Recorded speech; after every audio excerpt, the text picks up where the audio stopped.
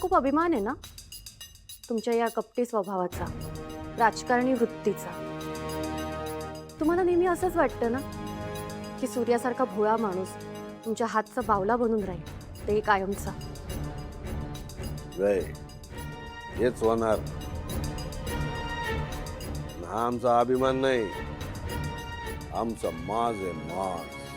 मग हा माज मी एक दिवस उतरवून दाखवीन तुम्हाला.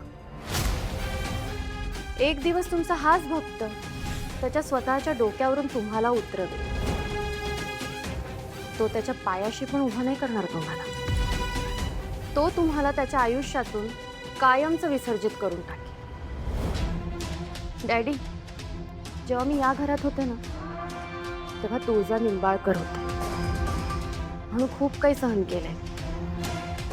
पण आता नाही करणार, कारण गोष्ट आता माझ्या संसाराची आहे, माझ्या नवऱ्याची. आणि मी माझ्या नवऱ्यासाठी काहीही करेन, कारण मी आता तुळजा सूर्यकांत जगताप आहे.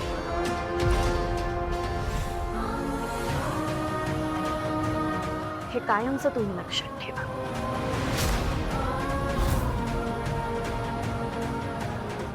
आमच्या चिरंजीवांची खोली अशी डेकोरेट करा का खोलीत शिरल्या नवरदेवाला नवरीला प्रसन्न वाटलं पाहिजे.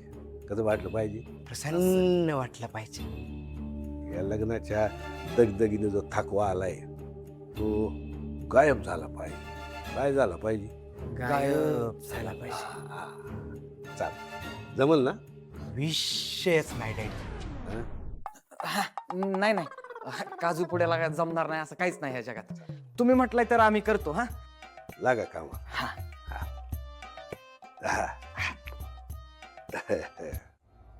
चिरंजीव, हा डॅडी. आज परीक्षा आहे तुमची. परीक्षा हम्म. कसली? आता कसले न काय काय ऐकलं तुम्ही आतापर्यंत? अहो डॅडी, मला काही माहित नाही होय. तुम्ही असं बोलताय जसं काय मी पहिल्यांदा पेपर द्यायला चाललोय. त्या चाचणी परीक्षा होत्या. ही सगळ्यात मोठी परीक्षा आहे असं समजा. आणि मुळात ह्यात एकमेकांना खुश करणं असं काय नसतंच. मुळे बाईला ताब्यात ठेवणं महत्वाचं.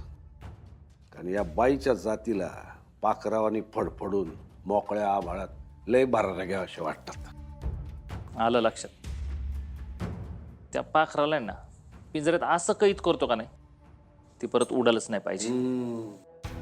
आधी पंख छाटायचं आणि मग कैद करायचं. कारण पिंजऱ्यातलं पाखरू कधी बी सुटल आणि भरारी घेईल.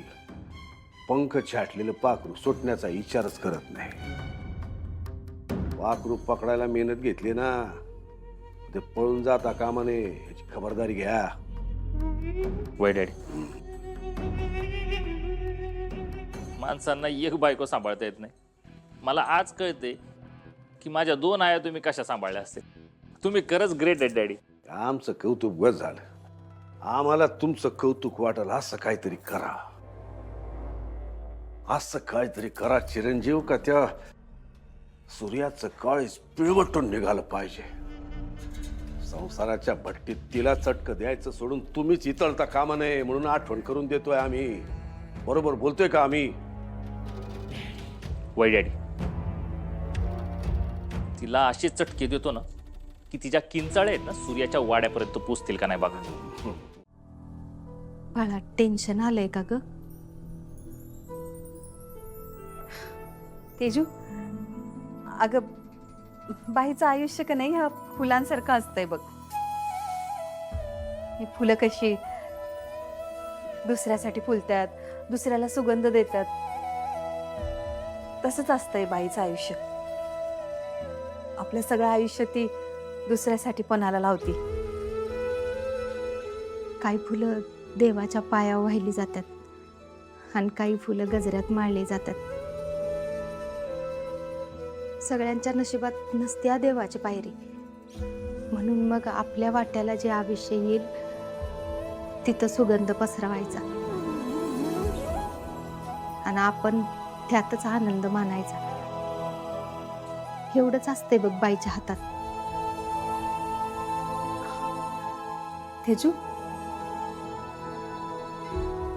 तुला लक्षात येते ना आम्ही काय बोलतोय ते?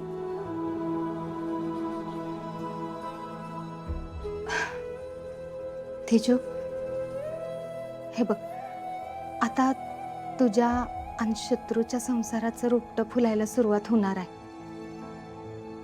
आमचा पोरगा कसा आहे हे आम्हाला चांगलं ठाव आहे. प्रेम, माया हे समजा नाही कळत त्याला. त्याच्यामुळं ह्या संसाराच्या रोपट्याला खत पाणी घालायचं काम तुलाच करावं लागणार आहे बघ. आणि ते तू एकदम चोखपणे करशील ह्याची खात्री आहे आम्हाला.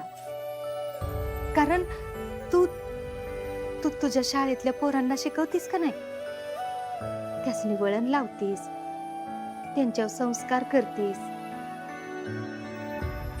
तसंच शत्रूला बी एक दिवस तू नक्की चांगल्या मार्गावर आणशील. आणि प्रेम काय असतंय हे तू त्याला नक्की धावून देशील बघ. तेजू अगं जीव लावला, माया लावली की रानातलं पाखरू बी जवळ येते. तुझ्या प्रेमामुळं शत्रू बी बदलेल, माणसात येईल तू. तुळसा, ही बघ तुळसा आली. तुळजाच तुला सांगेल आता नवऱ्याचं मन कसं जिंकायचं असते ते. सांगशील ना तुळजा?